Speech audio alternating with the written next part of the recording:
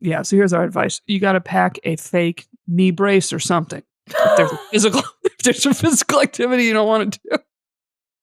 You don't want to do the bike tour. You don't want to do the hike a waterfall. You got to bring some crutches or something, girl. I did not see that coming. Your emotional support crutch. You got one crutch. You're like, I gotta check my crutch. You got all of a sudden Erica breaks out a neck brace. Be like, what happened? I didn't sleep well last night. Where'd the neck brace come from? I stubbed my toe. Why you got a boot on your foot? What happened? Then the next day, it healed itself. I don't know what happened. It miraculously healed.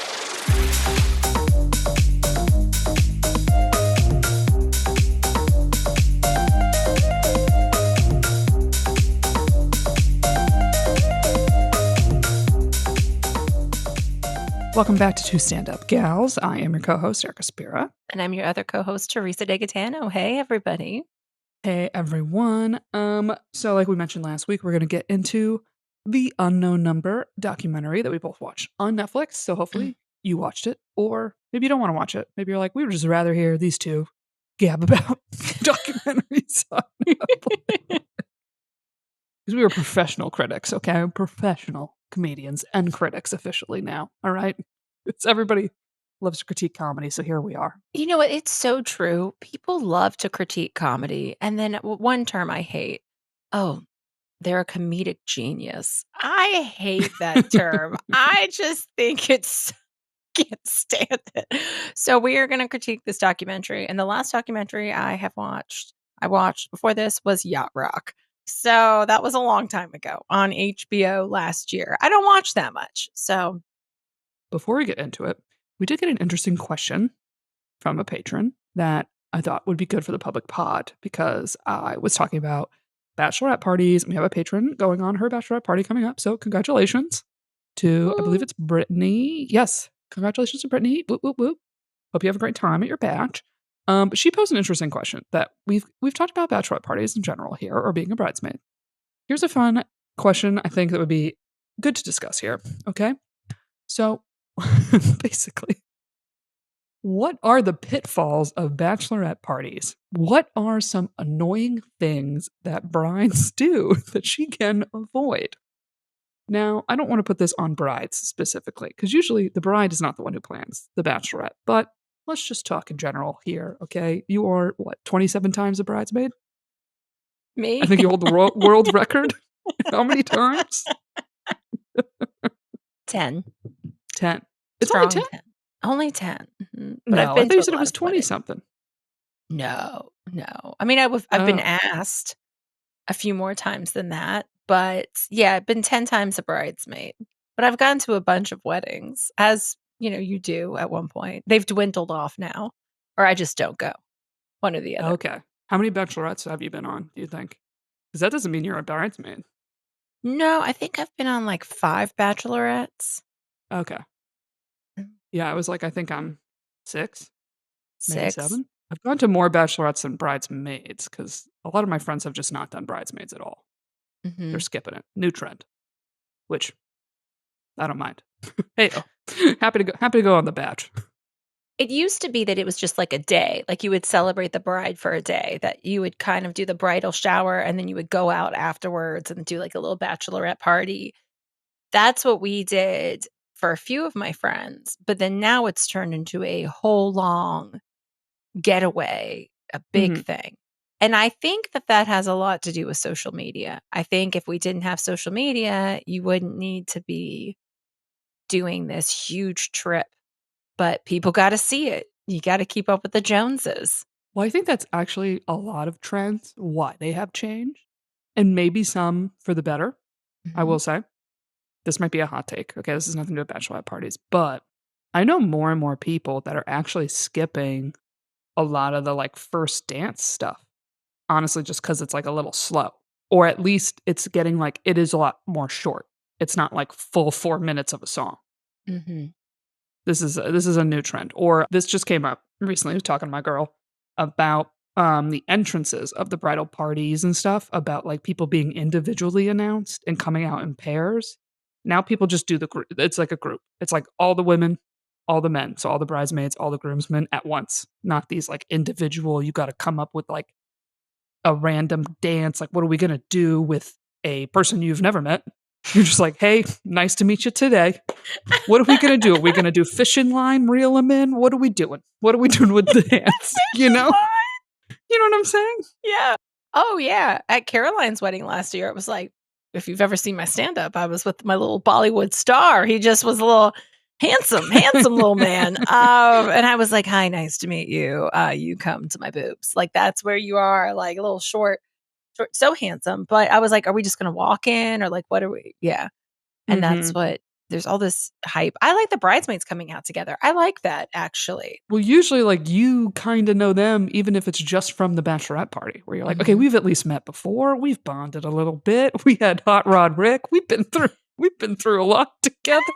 The ghost tour where you didn't know anything, that cracks me up. Just like, yeah, there's a statue. Moving along, here's another bar. You mean the pub tour disguised as the pub crawl disguised as a ghost tour? Hot Rod Rick.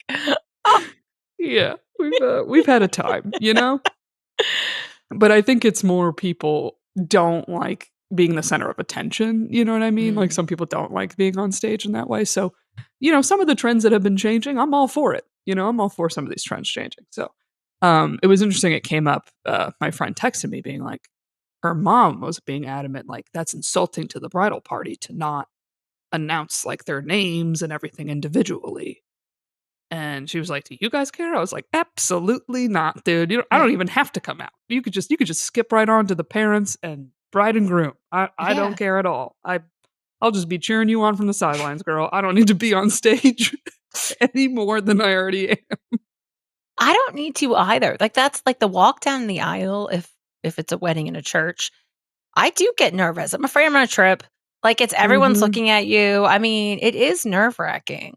Do you know what the hardest thing is too? Is to pace. Oh, yeah. Like, not even because I'm walking in heels, but like, I've been told I walk too fast down the aisle and I'm trying to slow it down. But some churches, man, they're not really full. And so I'm like trying to speed up the part where I'm walking by nobody. I'm like, well, this is dragging, you know? This is the back row. Can we speed up these bells, you know? This is a long time for everybody to be staring at me, and I'm just telling myself, like, just smile, having the time of my life, you know? Smile and wave. It's like when you're at the airport and you have to walk in sync with the person beside you when you go through the drug line. Do you know what I'm talking about? What is the drug line? If they have the dog sniffers sniffing for drugs, you have to walk at the same pace. Like, you go in pairs as the person across from you. There's an area that I've gone through at Newark that does this. And I was walking too fast. And they were like, can you come back? You walk too fast. And I was like, well, of course I did. I live in New York. Like, now I got to sync up with somebody else here. Just sniff my butt. There's no drugs. Okay. Just don't take my Xanax. But it is. I've never seen this. You've never seen the drug line. The drug sniffing what is dogs? The drug line?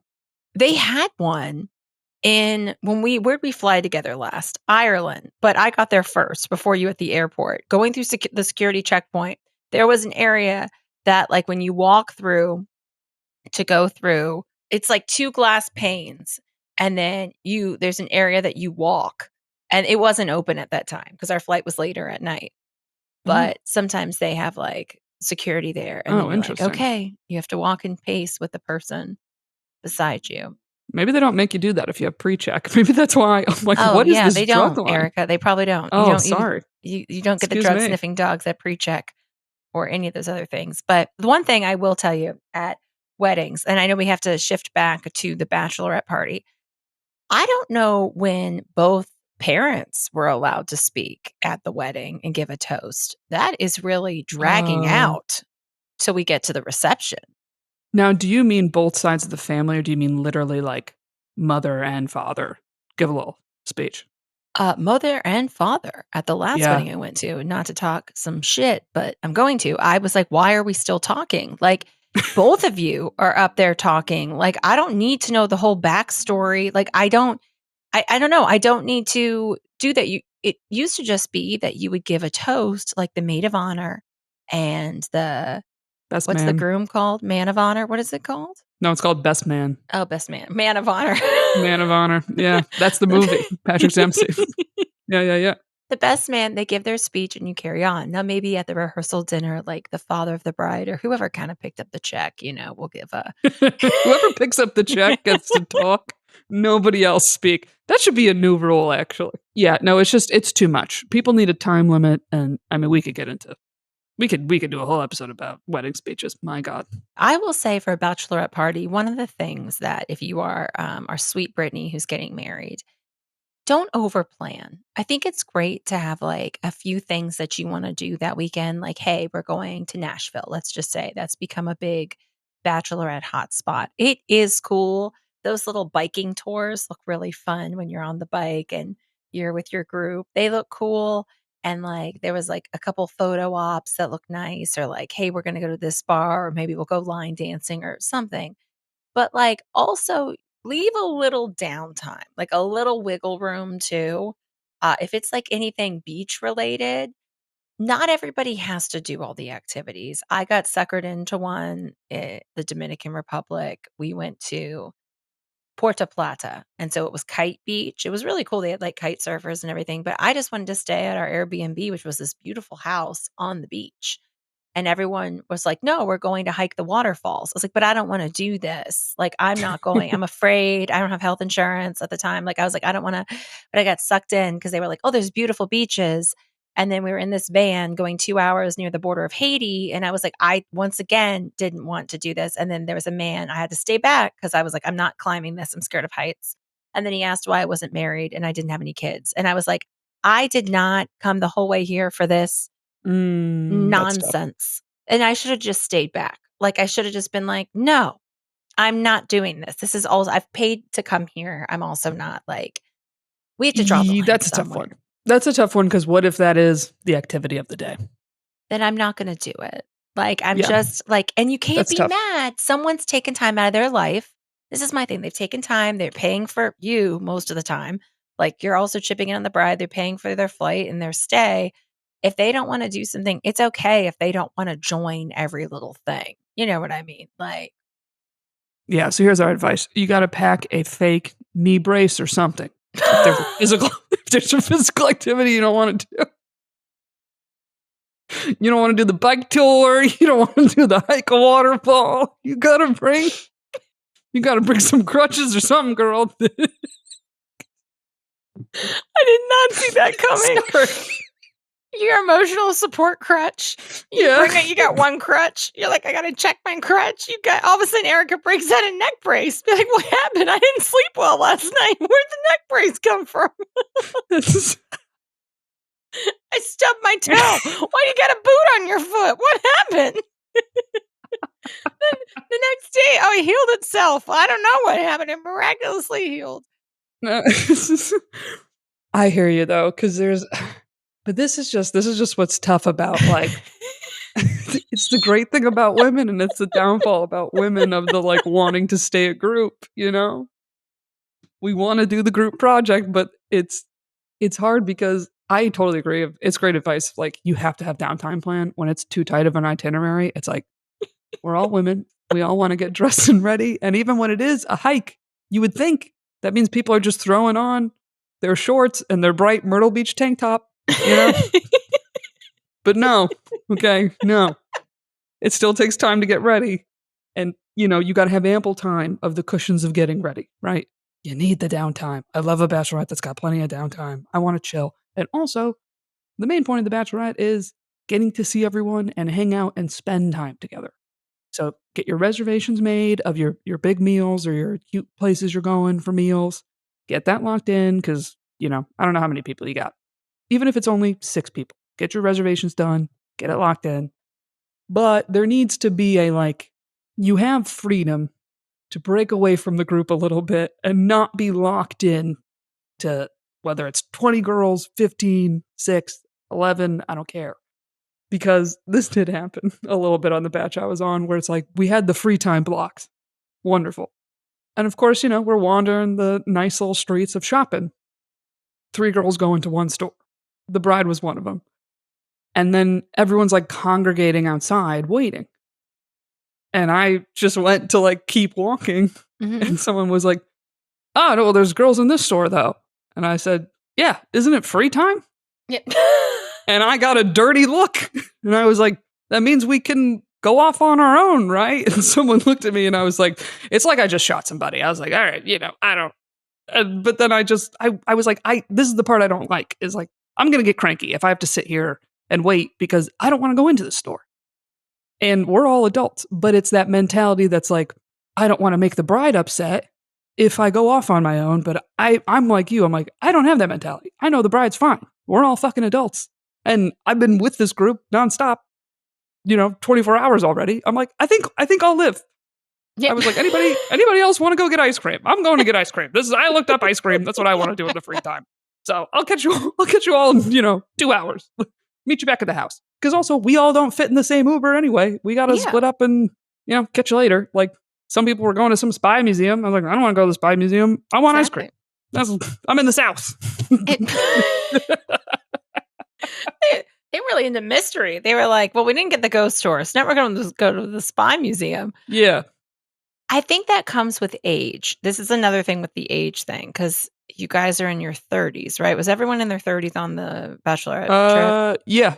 The age range probably was like 30, probably 34 to maybe 43. Yeah. Oh, okay. We had some 43s. Okay. Mm-hmm. Well, you just don't, I don't know. You're just like, okay, we're good. I'm going to go do this. Or I'm going to sit and read, or I'm going to go do like, yeah, I don't think you have to, you don't have to do everything. That's the thing. You're like, we're fine. I've already spent all day with you. Like, we're good. Like, yeah, but it was like someone needed to break the mold of the entire group staying together. Mm-hmm. And unfortunately that was me, but I was just like, yeah, this is free time, right? I was like, why do I feel like I'm getting in trouble? Yeah. It's the combination of personalities of like people that will just kind of follow along politely and wait for someone to say it's okay. And I was just like, this is not okay. I don't know. Why is this not okay? And I was like, what are you going to run after me? Stop me. And then I New York City power walked away. I was laughing when you said, what was it, bike tour? Because right away, like that is one of the things on the list for Bali, one of the activities. And I was like, yeah, I won't be doing the bike tour. I will do a morning walk. I was like, with whoever wants to do that, but I will not be doing the bike tour. That made me laugh because I was like, not going to do that. Like, it was sweet. My girl, Caroline, we've traveled together and I couldn't make her bachelorette party. I was on a cruise and they went and she knows me because that's my girl. She knows me. And so like when we were in Barcelona, she's like, what if we rented bikes? I was like, why don't you go do that? And I will be here at the beach. And when you're done, and we did that exactly. I was like, text me if you need me. Woo! And so like, yeah. I'm like, I'm going to be laying out in Barcelona. And I was, and she got to do what she wanted to do. I did what I wanted to do. Like, it was great. Everyone won. And so her bachelorette party, they went up. Now, I haven't been to Lake George. That would have been nice. But they were doing a lot of like outdoorsy activities. And I do like the outdoors. But I'm not the best at the kayak or the canoe. And they were doing a lot of those types of things. And she's like, yeah, I don't really think you would have really liked it. And I was like, okay, so you know me. So that's good. Mm-hmm. I was like, it's okay. I was like, I'll do something. I'll take you out and we'll do something special or whatever. I was like, is there a spa there that I could do or something? Yeah, right. And yeah. So that is a thing. I think too, if you're doing like, it is cute to wear the sachet, I guess, or like the thing like bachelorette, or like you go out wearing white. Like it is fun. I get that. You want to be celebrated. You want people to buy you drinks if you're drinking. Like that is fun. You want to make it to do. If you just happen to go to a comedy club, just don't be obnoxious. Just. Oh, yeah. Yeah. But bachelorette parties can get a little like. Yeah, you want the comedy club advice. The show isn't about you. Right. Usually you will get pointed out even not trying. We identify a large group of women. We're like, what is going on here? Because usually we're thinking, is this a bachelorette? Is this a bachelorette party? What is I hate the word, but what's the vibe here? There's always one girl. And sometimes I love, my favorite person is like the thicker girl with the big boobs who brings them out on the bachelorette party. I love it. I'm just like, yeah, that's right. Cities came out to play. This is actually a fun question. When you spot a bachelorette party in the audience, what crowd work questions do you usually pull out? Well, sometimes I do get a little dirty where I'm like, all right, who's the sluttiest? Be honest, like, or whatever. Oh, really? be like, her, or so like, and I'm like, can I get like, and joke around, or I'm like, I don't get I haven't had a bachelorette party in a minute. When you work the road, you get them a lot. That's when yeah. I get them. Yeah, like in New York City, we don't, but it's like on the road, I usually do, depending on the city. Like Vegas, when I would do the Vegas cellar, yeah. there's usually always one in there on one of the weekends. Very common. Obviously, there's the bride, and I go nice. I'm like, congratulations. Yeah, when's the wedding? That's the easy question, get a little info. But I moved to maid of honor. I'm like, who's the maid of honor? Who planned this whole thing? Okay, blah, blah, blah. But then I'm like, who is the treasurer of the weekend? I'm like, who's in charge of the group Venmos? Who's keeping track of, who's the treasurer? Who's track of all the tabs? And that person usually has a look on their face where they're like the mom of the group, and that's usually who I ask about. I'm like, who's the mom? Who's really putting in the work this weekend? Who's keeping track? The Vegas bachelorette party was Regina's, and there was 12 of us. So like that's a big group. Like when you were naming off like how many people, I was like, man, like 6 is, I still think is a big group. Who all would come? And like, but yeah, there was 12 of us because it was her sister-in-laws, and that's where I got to know them like really well. They're great. Like I do really enjoy them very much. We were there for like 4 days, 5 days, and like I think it was like a Thursday through a Sunday.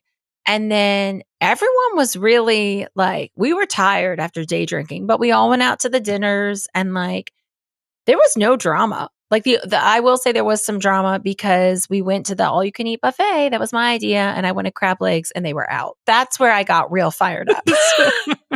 There's a picture of me and it's like, there's no more crab legs. My face is so bloated and swollen.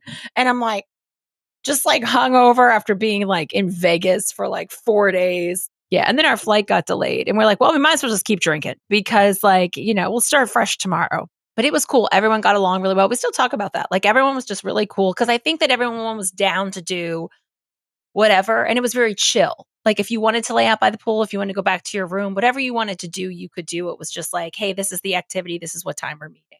Well, that's the beauty of the like flexible free time. Biggest piece of advice is, I would say in general, is don't be surveying everybody of like, what do we want to do? It is your bachelorette. So That's be like, true. These are the things I want to do. And if people want to opt out of something, let them opt out. Yeah. Not the end of the world. And just be upfront of the planning where it's like, this is how much it's going to cost for the housing and stay. And then these activities, this is what it costs per activity. So if you want to opt out, you can. And then these are where we're booking dinner. That's great. So even if someone's like, text you on the side, they're like, hey, listen, money's a little tight right now. So like, I'm going to opt out of this activity and I'm going to skip one of the fancy dinners. But like, so excited to come. Boom, boom, boom. Great. I think that's the best thing about the money portion. And that's like how upfront you can be to make it easy. But it can't be too many cooks of surveying people. Like plan it out with your maid of honors or whoever's helping you plan it. What would you like for your bachelorette party? If you had your druthers, if you had your choice. So since I'm not a big party person, I would like to do something that is more along the lines of like a spa retreat and chillin'. Yes. So that's really all I have as of right now. And I'm all about convenience. So in terms of location, I don't know. That's what I would survey people on is like, are people down to like, they want to go and travel somewhere? Or do they want like, what is the cheapest and easiest for them to get to? Like, I'm really not opposed to like, literally as the easiest thing of like people coming to like New York City-esque area and we hit one of the spas that are like closest to here. And then people just come to like my family's place down the shore and we just hang here for like the weekend. And then we all that just would be hang fun. out. That's a great house. Like I like a beach and I like a chill and that's my vibe. And if it's really more about like getting people together that I haven't seen in a certain amount of time and everybody in the same room, I'm really fine with that, to be honest. But if people are like, I'm down for a vacation style, I'm more of like a beach vibe. So then I'm down to be like, okay, let's do it when it's maybe colder months and we all are looking to go somewhere warm. Yeah.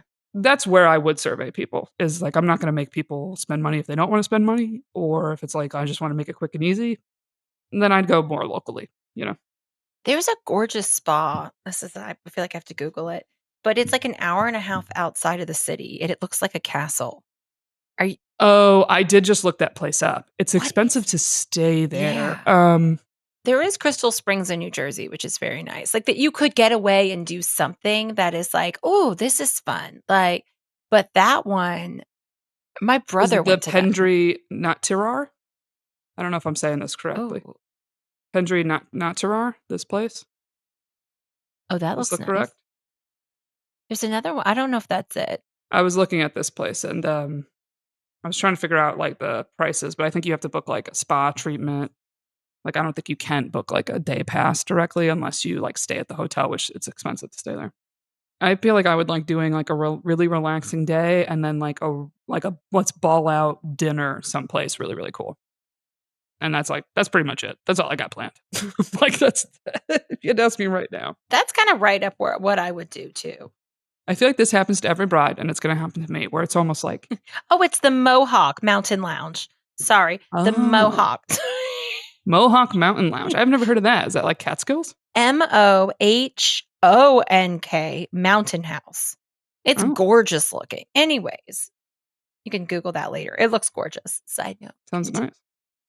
No, I was going to say, I feel like as a bride in general, whether it's like your bachelorette, your wedding, your whatever, I feel like it's almost like pick like 3 things you get to be like drunk in power about that you get to like make people do. Does that make sense? Yes. I feel like it's when you want to make people do so many things that people get annoyed, you know? Because it is like, it is your time, it is your day, it is your bachelorette, it's your whatever, but it's like, yeah, just don't go crazy on the amount of things you want to make people do. Like, you want to have a theme night on your bachelorette? Have a theme night. Be like, I'm having a theme night. Saturday night, theme night, do this. We ran into a bachelorette party that did a 90s or early 2000s theme night dressed like somebody from a thing. And we ran into them, and immediately I was like, you could see it where I was like, the bride dressed like Princess Diaries.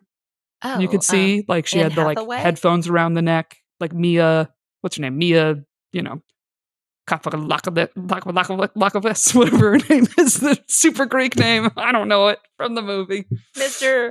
Mamapopoulos? Yeah, I spent a couple of, you know what I'm Barky saying. Bartokamus? Yeah, you know.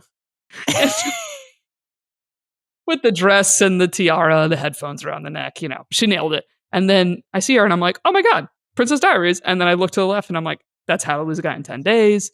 The girl on the right's like Legally Blonde. It was a fun, open enough theme that you could get really into it. And then other people had a more subtle type costume where I was like, oh, that's a fun one, right?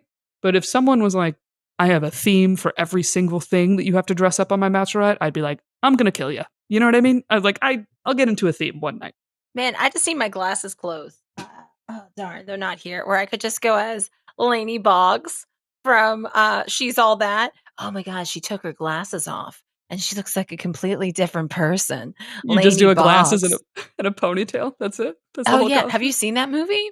I have. Yeah. Lainey Boggs. And then she comes down the stairs in like a red dress and it was like, oh, she was hot with the glasses on. Okay. She was Lisa Loeb hot with the glasses on. It's And like the Clark overalls? Kent. She was just fine. That is true. Yeah. Where you're like, pick a few things. Now, I'll be honest. If someone was like, you have to dress up as a whatever 90s character, I would be rolling my eyes at that. We did laugh because we had to learn this dance from Caroline's wedding because he's Indian. So she's like, hey, there's this dance that you guys got to learn. And I was like, Caroline, what is up with the dance? And so the girls all like kind of got together. I'm like, pss, pss, pss, pss, pss. Did you learn the dance? Are you going to do the dance? Like I tried to learn from the video, but I was like, I'm really struggling. But we did have a dance rehearsal at the rehearsal dinner, like near the end of it. And it was cool. I did the dance because I was like, toss the pizza, toss the dough down below. Like there was a whole and Caroline can really dance. Like she's probably the best dancer I know. Like just. Oh, she has to do it with you. Oh yeah. And she changed her outfit, which I did not know. She changed out of her bridal gown, which was absolutely stunning, into she showed her midriff and it was like this belly dancing type. I don't even want to say belly dancing because it came above her belly. And I mean, we got out danced hard. We did the cousins.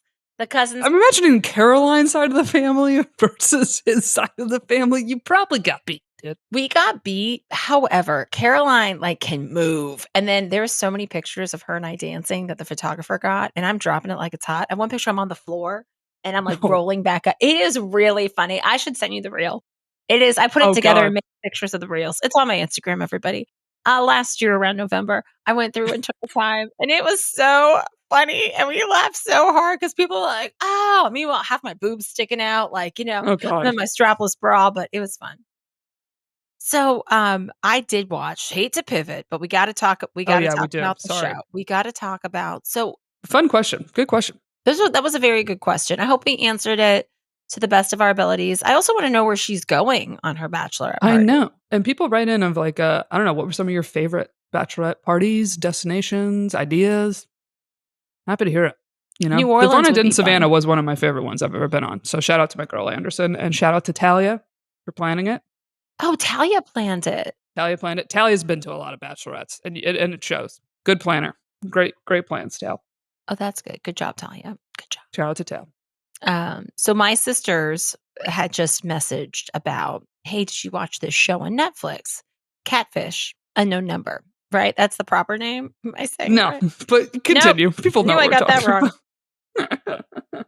That Catfish, because I was like, Unknown Number, Catfish? the High School Catfish on Netflix. And then you mentioned it. And then I was like, okay, I got to watch it. So I watched it. But I already knew what happens. I did know the twist going in too. So, spoiler alert, everybody. If you haven't watched this, pause it. Or if you don't care about spoilers, continue listening. Okay. So let's set it up. It starts off as a stalker situation. And the kids are 13. They're kids. Lauren, and what's the boyfriend's name? Owen. Lauren and Owen. And she starts getting all these messages. Like, he doesn't like you. He's going to break up with you. He doesn't want to be with you. And it's an unknown number. And he also is getting some messages as well. They're She both gets getting them like at harassed. first, right? She gets them at first, then he starts getting them. And then they become more and more frequent and more like obscene. It's dirty. Like some And of the aggressive. messages are just like, they're sexual, they're so inappropriate. And so in the documentary, they kind of take you piece by piece. And everyone's in the documentary, which someone made a good point today, one of my bar customers, because I brought it up at work, about when you watch a documentary, you usually can figure out who it is because the person's not in it. But no, everyone's in this one. Right. Or the person who, is the killer or is the whatever, they're only in it once it's revealed who they're looking for. So that's the twist of this one, is the person it is actually being interviewed the whole time. And that's why, like, you don't see it coming. And turns out the person who has been harassing them the whole time is the girl, Lauren. It's her mother, Kendra. So she's being interviewed the whole time, like the other parents. We're looking for this person. We're trying to figure out who it is. And what I found very interesting, they also have the school principal in there. What I found very interesting is the kids are talking about how they start like dropping hints and stuff in classes and different classes in front of different people to see what information comes back to them in their harassment text to try to like drop little, Taylor Swift Easter eggs of what comes back to be like, oh, we only talked about that in front of like this kid. So if we suddenly get harassed about that information, it was only said in front of these people or in front of this friend group. So it must be someone in that friend group, which I was like, all right, these kids aren't stupid. And they're really like trying to figure it out, which I felt was possibly one of like the downfalls of what they were focusing on so harsh, like focusing on too much, was they were so focused on like, we're trying to figure out who it is more so than like almost dealing with the actual how to handle the harassment and what it could psychologically be doing to them. Because I did understand the argument, like, if we just block this number, because it's this unknown number, they're definitely using some type of app or something to send these messages, right? It's not a regular text from a phone, because obviously we could trace that back to somebody. It's just they're going to find another way to contact us. They're going to use a different app.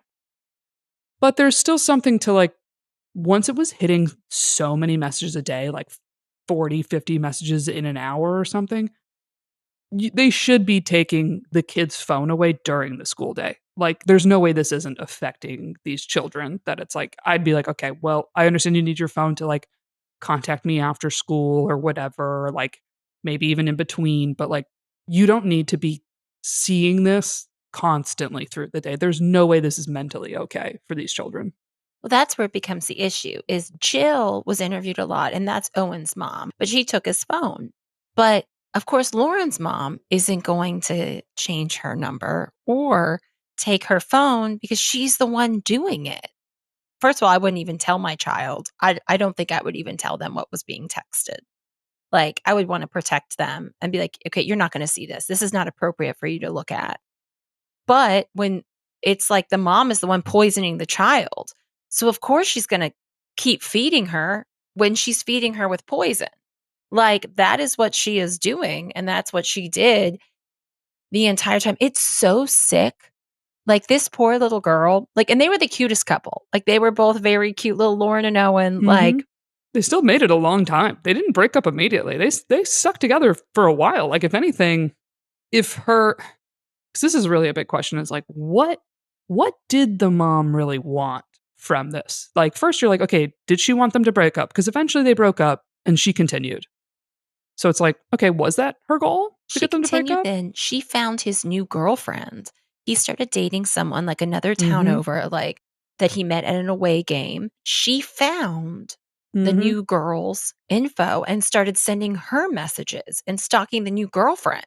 So it's like, did she And the want girlfriend's Owen? mom. And Yeah, found the and the girlfriend's girlfriend's mom's mom. number. Like, I'm like, it's not like these are from a phone book. So I'm like, how did she get this new girlfriend's cell phone number and the mom's cell phone number? Like, that's insane to me. mhm. Wild. It's all insane. Also, it's insane that it took them so long to go to the FBI. If you are receiving these messages over and over again with the content that it was like, at one point, it was like, fucking kill yourself, bitch. That's what she told her Mhm. daughter. That was the text message. And it was, you would what, be better off dead? You're Yeah, telling ugly. her to kill herself. He wants a girl you can have sex with, or like something about, like, they were talking about oral sex. Like, they were talking about stuff that's so inappropriate and so inappropriate from the mom. Also, the mom used the word cream, which just made me Yeah. ugh, ugh. Talk Yeah. about the ick. I was like, just disgusting, first of all, and just on so many levels. But I don't know why it took him so long to go to the FBI, or why it took the sheriff so long to do that. Then the principal, he didn't seem to be very helpful at all either. With like, well, the kids have to have their cell phones on them. Well, you know, No. they A lot of don't. schools are taking them away when kids enter the doors because Mhm, it's just purely a distraction where they're like, no one's getting anything done. Or not only a distraction, but like cheating on tests and whatnot. That it's like, no, a lot of schools make them put them in those like sealed bags so they cannot access them until the end of the school day. mhm. That's why I was like, Yeah.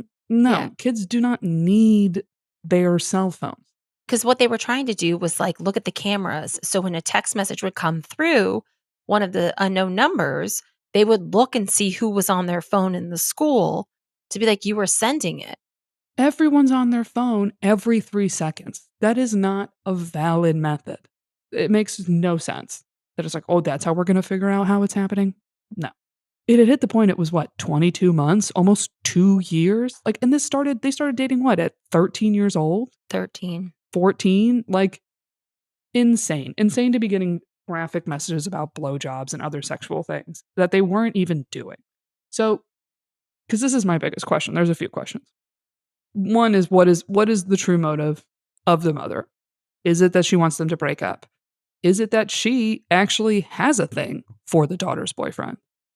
Three, is it what they say in the documentary that they think it's a cyber Munchausen's, that she liked that her daughter getting bullied, then was bringing them closer together? Four, is it, I don't know, some level of just psychosis of some kind? Definitely, I think like borderline personality disorder, definitely like a little bit of the Munchausen's, or I mean, obviously, I'm not a psychiatrist and I don't know what psychologist you're or talking any of about. that. We're both professional psychologists here. Yes, we are. I think we're both experts on I've this been topic. studying audiences for years. And but she's not well. I think she also had a crush on the son. Like, I think she wanted that attention. I think she wanted that for herself. It was interesting because when she confessed, they finally figured out it was her because they Mhm. traced the, what was it called? Like the The system, IPN. the IPN. They traced it back to Mhm. her number, and it kept coming up and coming up and coming up. And she was everywhere. Like, there was pictures. She got a little messy. We were talking about this. There was pictures from inside the house that was like, oh, Owen's cell phone case. so this didn't come up in the documentary. I found this from different articles. The daughter did actually suspect, close to when they caught the mother, timeline-wise, that it was possibly her mom. And she did say something to one of like the local police that she was like, I think it actually might be my mother. That was not mentioned in the documentary. So that makes sense why the daughter did not have a huge reaction when she finally gets busted and like is confessing. And it's because of that picture. Because the daughter knew like the only people that would have that picture or access to being there Christmas morning was immediate family. So it's like when the daughter knows it's not her, it's like, would have to be either like my mom or my dad or something. Yeah, twisted. Sorry, but I cut off what you were saying. Oh, but that's how they found out about the mom. And the mom, like, confessed right away. Like, they came in and they were like, Kendra, we need to talk to you. And she was like, oh. Like, I mean, she confessed. Like, she, but the one thing is she confessed that she didn't send the initial unknown number messages, that it wasn't her. I don't believe that. So that's the other big question is, do you think that's true or not? Because I don't know if I'm remembering this correctly, but I think they did not trace those initial messages to her phone. And I don't know if it's like because he didn't have them or the original messages were actually to the daughter's phone and not to Owen's phone, because that's where they traced to Kendra, was they did a whole scan of Owen's contacts and his messages. Oh. And they all matched her phone. So I think that's why it was up in the air of, is she lying? Because she did immediately come clean. And even with it, they were so casual at coming in and talking to her that I think they did that approach to try to get her to confess, like where she doesn't even realize this is like an official confession. Mm-hmm. So that's a question that's like, do you believe her when she says, like, this actually wasn't originally my idea? And Kendra originally got some bullying messages. Because then the cyber Munchausen's makes a lot of sense for like, her daughter gets a boyfriend and she feels like she's losing the closeness a little bit because she's now with this guy all the time, talking to him all the time. And there's a little bit of that like, oh, like now he's her number one and it's not me. Suddenly she gets a little bullied and comes and talks to you about it and is like, Mom, I'm getting these messages. Like, this is so weird. And she feels that closeness again. Then the messages stop. And suddenly she has, a psycho idea, but suddenly she, feels driven to do that again? And maybe has a double motive of, I want her to break up with the boyfriend and be closer to me. And also now her getting these messages every day she comes home and I get to be her, like, almost therapist and cushion and whatever. That every day it's like, oh, babe, tell me what happened. Oh, come sit here. Oh, I'll rub your back. Like, I don't know. I think it could be a combo of things, but then when she continues talking to the Owen kid when they break up, makes me be like, and I think you have the hots for this kid. I don't know, man. It's all of it to me. Because her motive was, Kendra was saying, the mom, that she didn't send the initial text, but she was doing it to try to figure out who it was. That's why she was like, well, I started doing it because in hope that someone would confess who the initial ones are. It doesn't make any sense. That made no sense. That was bullshit. She's guilty. She sent the initial ones. I highly doubt anybody else sent those messages. And the thing is, they started questioning like all of his friends. She didn't have a lot of girlfriends, Lauren, the daughter. So they were questioning like the girls at school who were very close to Owen. And any school you go to all over the world, I'm going to guarantee there's some mean girls. All right. Mhm. One of the greatest movies. It is such a great movie. I mean, Mean Girls is like to the T, like Mean Girls. And there's a bully. She's a legit bully. The one girl, Chloe.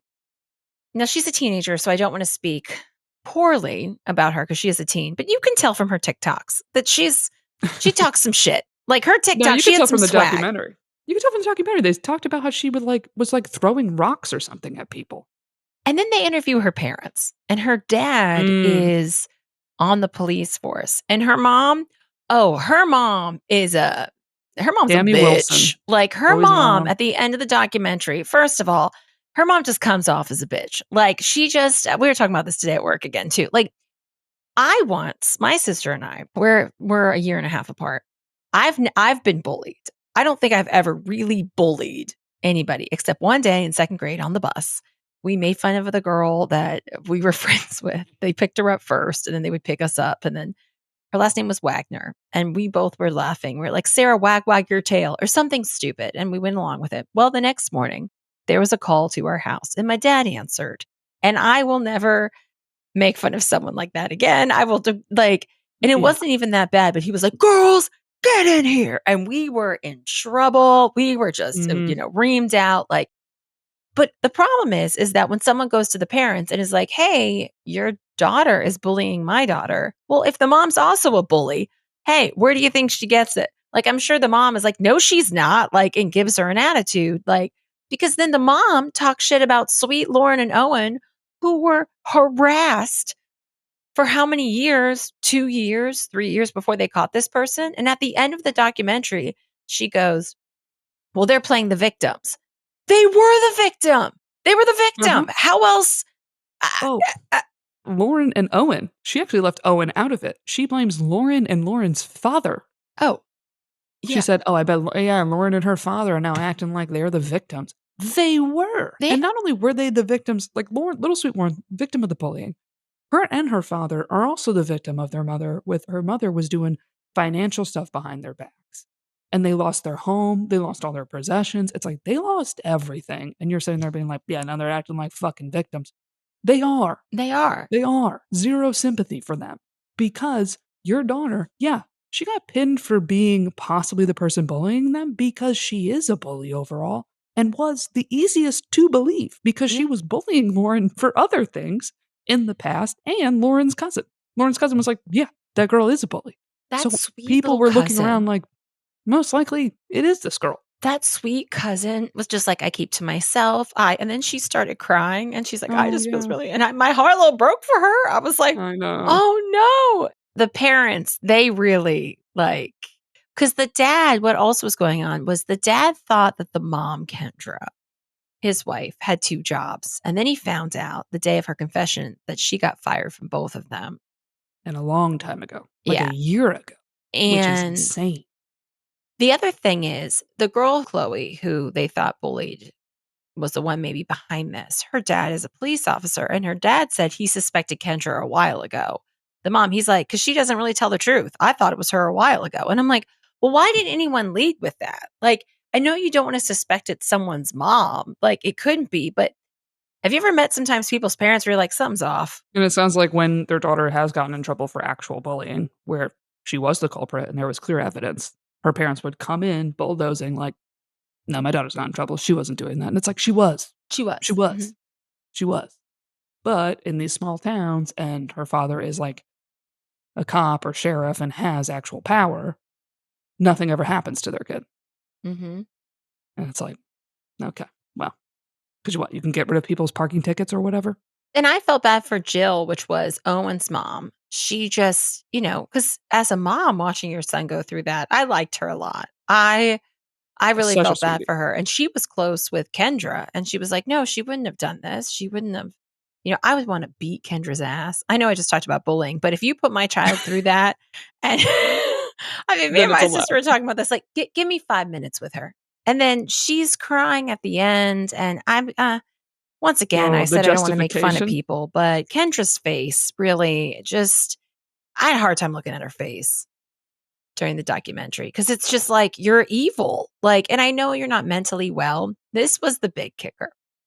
She went to jail for what was it, a year and a half, and they stayed connected. I'm shocked that was allowed, that she was allowed to be emailing her. I know. Because that's what's really sad, is she's like, oh, I still want to have a relationship with my mom. And I'm like, tough. That's What's tough. hard is Stockholm syndrome, and her mom's alive, and her mom is like, I love you, I miss you. It's hard to, I hope that they have her in therapy, and I hope that they have her, trying to process all of this. But Kendra, the mom, they're interviewing her, and they're like, she goes, yeah, well, I mean, everyone's broken the law one time or another.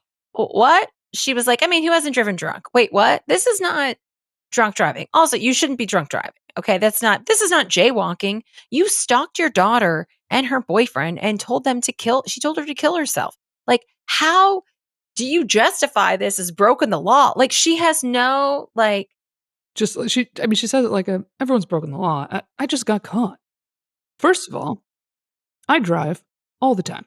I have never driven drunk. So let me debunk your little drive drunk thing where you're like, who hasn't driven drunk? Me.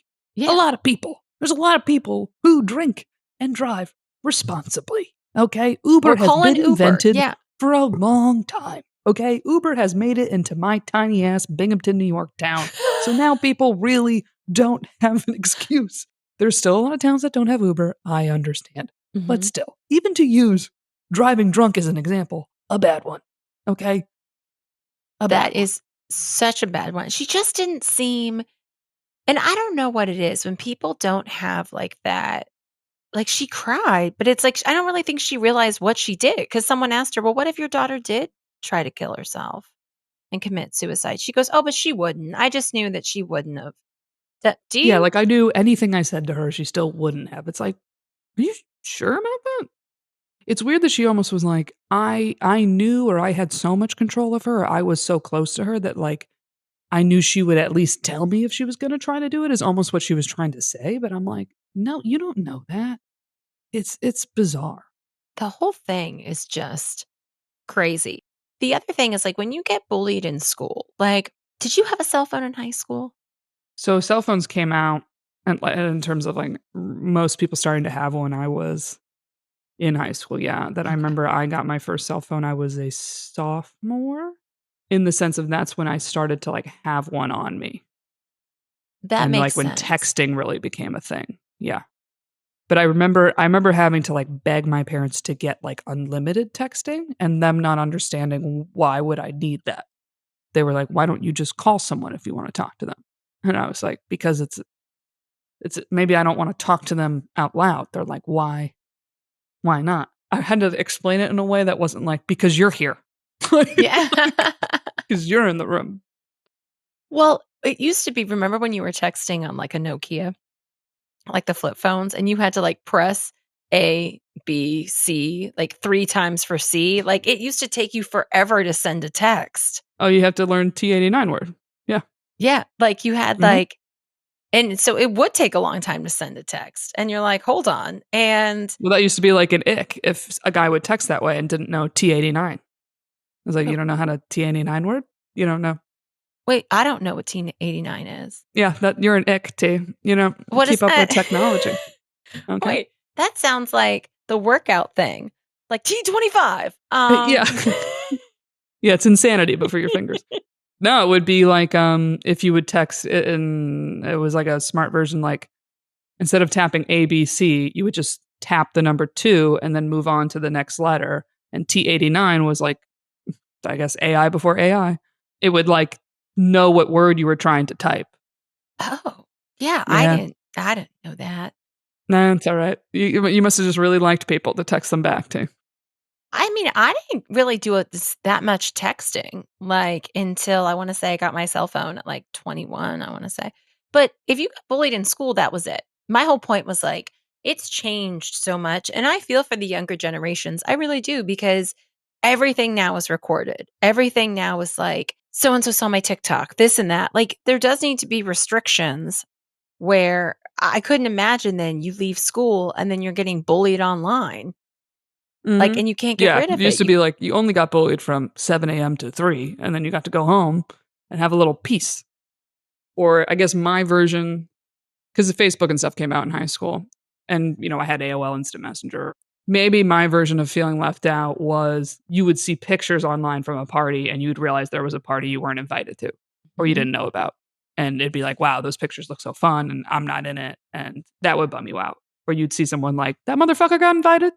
Like, it was more like that. You know what's really funny? The course that life goes is that you feel that way in your 20s and you feel that way in your part of your 30s. And you're like, oh man, I wasn't invited to this. And then you hit your 40s and you're like, thank God I wasn't invited. I didn't want to go to that party and I'm tired. This thing started late. Like, it doesn't look like fun. They're just sitting in a park on a towel. My feet are falling asleep. Like, I'm sweating all over the towel. Like, it Oh my god. just changes. But did really much enjoy the documentary. I feel bad for the girl. I just feel very bad for sweet Lauren. And what a sweet girl. And just like, I think the moral of the story here, Erica, is that Every parent fucks up their kids. That's the moral of the story. No matter what you do, all right? You might not be Kendra, okay? Maybe that should have been what she said at the end of the doc. Like, listen, all right? I'm not perfect. No parent's perfect. Every parent fucks up their kids a little bit. A little all bit. Right? Every parent wants to be the cool mom. I took it to a little extreme, all right? I wanted to be a little too involved in my kid's life. Because that's the other thing about this whole, like, because I've seen stuff online about parents, like, battling these policies of, like I said, schools wanting to put the phones in like the little sealable bags that they can't access them till the end of the day, and parents going nuts about like, I need to be able to get in touch with my kid during the day. No, you don't. No, you don't. Like, in the school's like, no, your kid needs to focus and learn, and they're not. And I'm like, how lame that your kid wants to be on the phone talking to you. Like, I'm sorry. You think I wanted my phone during the day to be texting my mom and dad all day? Like, what should I eat for lunch? No. Like, no, I was on there probably trying to chat to boys. Like, I'm not a fucking loser. Like, I needed my mom's advice all day? No, if anything, I was being a pretty cool kid, ignoring the advice my mom told me during the day, so that now, at 34, I realize my mom was right about everything, like a regular fucking kid, okay? Like a normal kid. Not some loser. Well, it used to be that if your parents needed to get a hold of you while you were at school, they could just come to the school and be like, hey, we got to take you out of school. We got something going on. Like, or they call the school. The school. Like, they'll find you. It's fine. Mm-hmm. Ugh. Just so ridiculous, dude. Yeah, it's a little much. The whole thing is a little much. Honestly, even in the doc, the fact that the Kendra mom would sit in the parking lot all day because her daughter was getting bullied. It's like, so I'm right here. Even that, I'm like, I'd be like, well, she has a cell phone. Like, do you have to be right in the parking lot? Like, what are you going to do from the parking lot? That? Oh, I missed that part. That's why she said she was in the parking lot when people would see her in the parking lot. And that's why, like, the article I read said there were some people suspecting that it was the mom because it's like, why is she right here? Or like, I guess she was this like super involved mom of like, I'm on the PTA, I coach all the teams, I'm, super mom, I'm super involved. But like, dude, imagine like being in school and like walking to your car in the parking lot and you're like, why is so-and-so's mom always fucking here? I'd be like, this loser, like, I'd be like, you got nothing better to do, Kendra? Like, or it would be the mom that's like, call me Kendra, don't call me Mrs. So-and-so. And I'd be like, no, I'm calling you Mrs. So-and-so because you're a mom. Yes. Get out of the parking lot, you lunatic. Yeah, that's when I'd call my mom. I'd be like, guess who saw in the parking lot again today? I was going to say, it was like Kendra's cousin they interviewed, which I thought this was a very interesting piece of information, was that she was like, Kendra, whenever I would need her, she would be there. But like, she would give you like the shirt off your back, whatever. She's like very supportive. But if we were doing this interview right now and it was about me and not her, she would be behind me in the corner dancing to distract everybody. So the attention went to her. I thought that was very interesting because I think we all know people like that who, there's a few people that came to mind that I was like, interested. Like, just because I think we get on stage, just like we were talking about with like walking down the aisle and stuff at a wedding. I don't have to be the center of attention when I'm not on stage. I can sit there in a group and be fine. I don't need to do whatever or draw attention, or I don't necessarily want that attention. And so it's interesting people who don't get it from certain aspects. And then they're the ones at the comedy show that are yelling stuff out. And you're like, we don't need your help. I'm just helping. No, we don't. We don't need you. That happens a lot. But I found that to be interesting. I found that very fascinating when she was like, let me give you a little background on Kendra. I was like, ooh, please do. The other thing I read from the article was that the like bully's mom, Tammy, Chloe's mom, she was the one that threw the annual Halloween party. The whole little thing in the beginning that like Lauren wasn't invited, but they invited Owen. It was like some bully move or something of her daughter's. And Owen was like, well, she is my girlfriend. Can't she come? Like, Anyway, so I guess the following year, she dressed as like a scarecrow with like a picture of Kendra on her. It was supposed to be like looks like a scarecrow. She does. Is that why? I was like not understanding the joke. Oh, she is thin. She does kind of look like the scarecrow. Or is it supposed to be because she's scary? I didn't understand. Or is it supposed to be to scare away Kendra?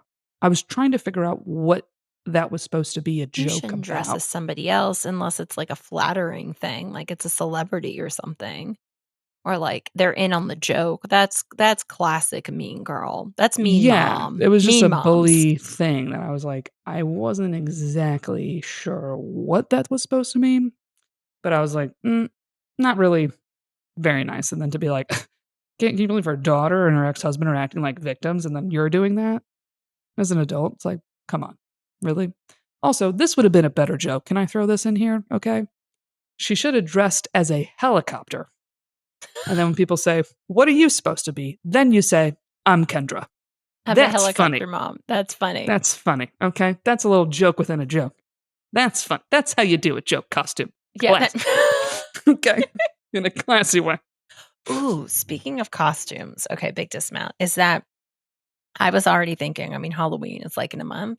And last year is when I won the $100 Lululemon gift card in my yoga studio that my instructor Stephanie gives out for whoever has the best costume in her HIIT class. And so last year I wore my one size fits all Minnie Mouse outfit and then had my workout clothes underneath and a sports bra so I could just take it off and I had the ears. And it was pretty funny because I know I talked about last year how like I was power walking across the park and Yeah. like all the construction workers loved some Minnie Mouse. They were like, oh, hi. Like I was like, oh, I forgot I was in my Minnie outfit. I was just trying to get to my class.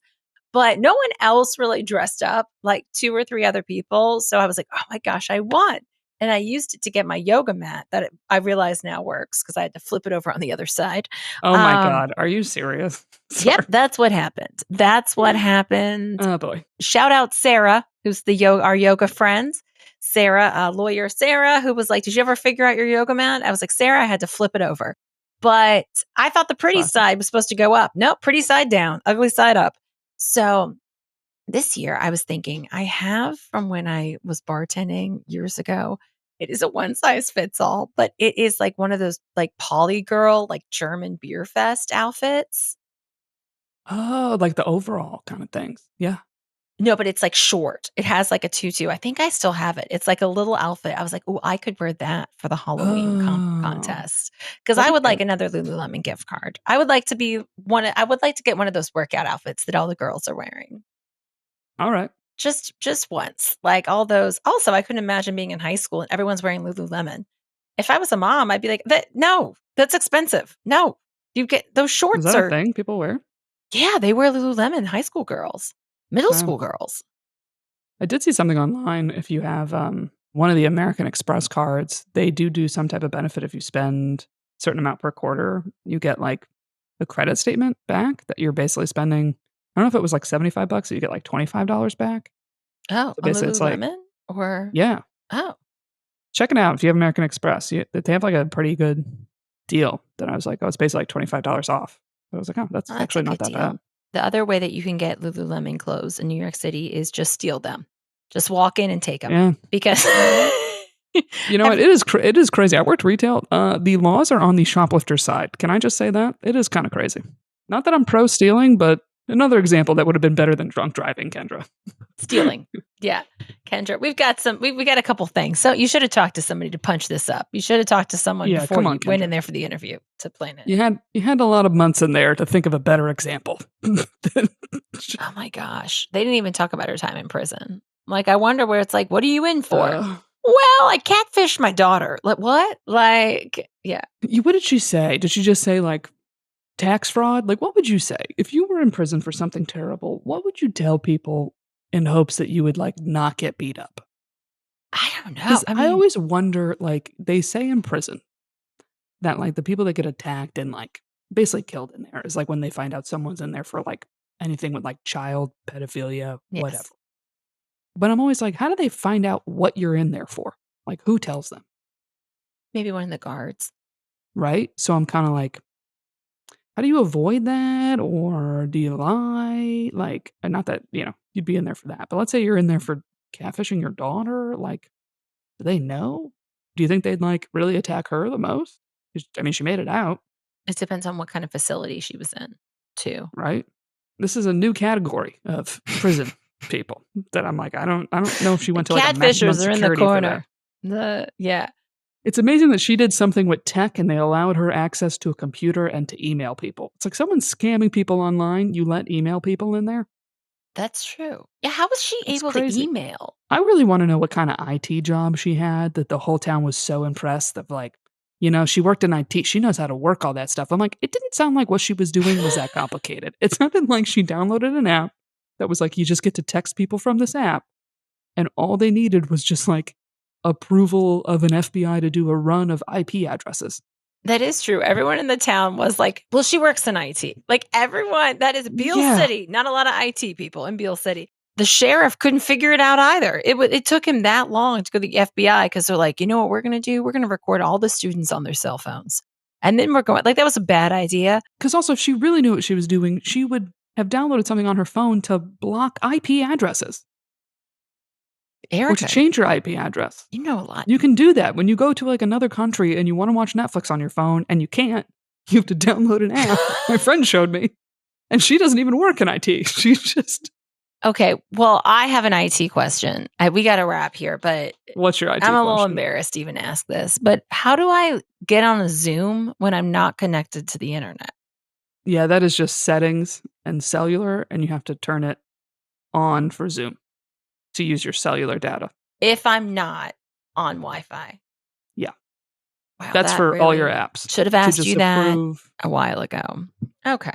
All right. Teresa will figure this out. Thank you for listening. If anybody watched the documentary, feel free to message us because I'm always fascinated to hear what other people think. Well, comments probably better. So if you're on Patreon, you can comment there. Or if you watch us on YouTube, that's easy. Actually, on the Spotify, you can comment right on the episodes on Spotify now, which is pretty cool. Oh, that's awesome. So go ahead, comment away. And what are our other plugs? Live show October 7th, 9:30 p.m. at Caveat Interactive. I'm very excited about that. And we've got the Bali trip happening. Also, if you have questions about the Bali trip, please just message us. Like, send us some emails. We'll help you talk about it. I'm sure you probably have a lot of questions. I know it's around the world, but this is a really cool trip. So, and Patreon preview coming up next. Stay tuned for that, and we'll chat to you next week. Thanks, everybody. Bye. And I sent him some like cute pictures, some sexy texts. That is kind of my thing. Like, I do enjoy a sexy text, and so does he. And it took him 2 days to respond. Exactly. And I'm not okay with that. Like, I woke up this morning and I thought about it and it pissed me off. Like, Teresa, if I had been drinking, woke up hungover, would have popped off with some messages. Like, let me tell you how I really feel. But yeah, I did not. And sure enough, he texted me like an hour ago. Oh, I love these texts, and I've just been very busy with work, and he helps take care of his mom, so I do feel for him on that. And then he was like, also my back is acting up. Meh, meh, meh. Hope you're having this is a violin playing your song. Okay, it's the same shit it was 8 years ago. If you'd like to hear the rest of this episode and get extra episodes every week, join the Patreon, which is patreon.com/twostandupgals. Or you can also now join from the Apple Podcast app, right from your phone. You'll also get ad-free episodes of the public podcast, in addition to the extra episodes every week. So to join, go to patreon.com/twostandupgals.